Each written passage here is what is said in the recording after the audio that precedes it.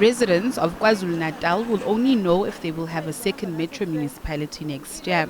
A number of factors have to be taken into account when declaring a Metro Municipality, including income generation, population size, growth patterns, and economic development, amongst other things. The MDB is currently in the process of engaging public stakeholders to make an informed decision. So what is outstanding is for the MDB team to go out, and that team is called the research unit headed by Dr. Paul Radikonyane and their team. They will now go down on the ground to go and engage with all the stakeholders. And once we have a report, and when I say all stakeholders, nobody will be left out in that category. And we term it an evidence-based information. That extraction will then lead to further consultation with the public to say, do you or do you not need a metro as proposed by the province back then, a proposal that is currently live. So that's where the process is. So it can go either way. Once the research study has been done and completed, it will then be a proposal back to the board to say, we now concur with the applicant that there should be a metro, or we don't. And that's the part where it is now. So in other words, it's not yet finalized. It's not yet a metro.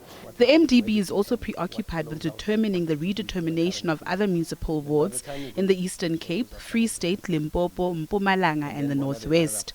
Two processes that are very important too. The IEC has given us a deadline of 31 October 2025 to have completed the ward delimitation process. Those are the wards now. And now we're working in reverse to that time. In tandem to that is finalization of the 13 deferred cases. So whether we like it or not, we should have completed the exercise, because there may also be applications for ward delimitation in the very municipal boundary in question. So we have to do it in tandem, and both will be completed within that time. I've already indicated that the board said do it within 12 to 15 months from the 28th of Feb. So that's your deadline. Okay, so yes. We'll know next year. You will definitely know before the LGE. Yeah. Remember that the past elections, the LGE 2021, was in November. Yes. The next one will be held within 90 days of the 1st of November. So obviously I don't think it will be in November. Kids are writing exams, so it probably might be around first week of December, which is festive, or January.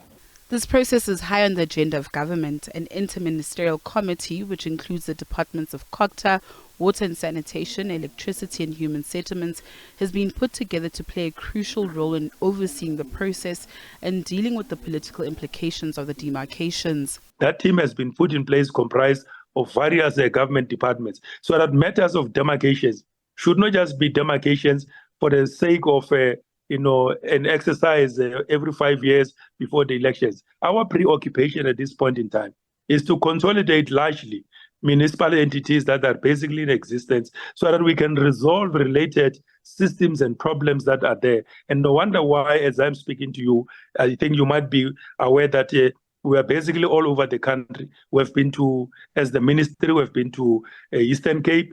We're just coming back from Northwest, and next week we're going to Northern Cape, and we're basically meeting those districts and local municipalities that we have identified out of those two key empirical evidence of reports that says in this district and that locality there are serious difficulties relating to service delivery. So I fully agree with you that therefore demarcations in such cases might not be an issue that will induce the interest of communities that come to a mass meeting because there is an intention by the board to change or to delimitate your boundaries when they basically do not have those basic services. The demarcations are expected to be finalized before the country's local government elections in 2026. Natasha Piri, SABC News, Johannesburg.